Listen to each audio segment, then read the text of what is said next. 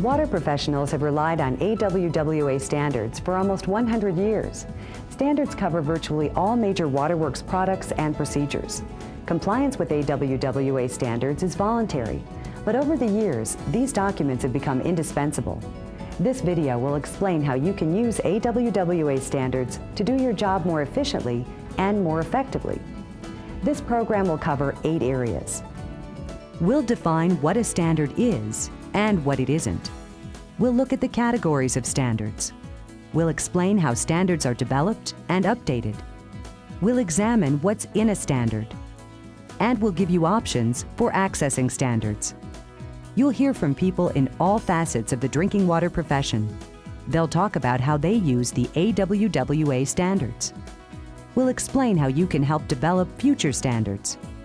And we'll talk more about what AWWA standards mean to people who are responsible for producing safe, clean drinking water. Let's start by defining what a standard is and is not.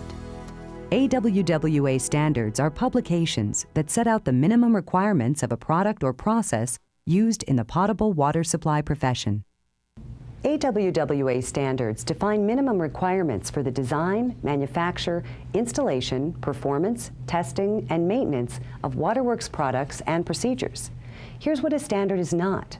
AWWA does not test, certify, or approve any products. So a standard is not a recommendation or an endorsement. It's not a guarantee of performance, and it's not a specification. A standard is a guideline.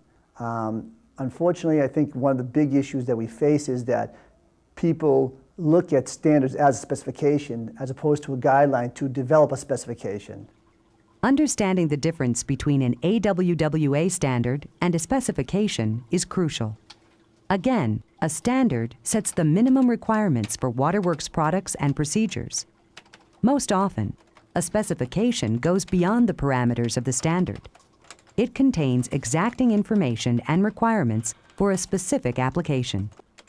A specification is something that a user would write. If in my water utility, I would write a specification.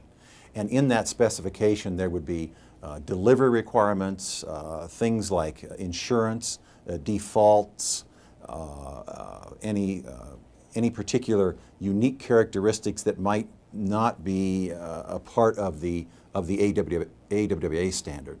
The standard is simply one tool that they can use that fits into their specifications, one part of a specification. They give you a real solid base on which to specify the equipment you're purchasing or designing for. So AWWA standards are often cited in specifications, but the standard and the specification are not one and the same.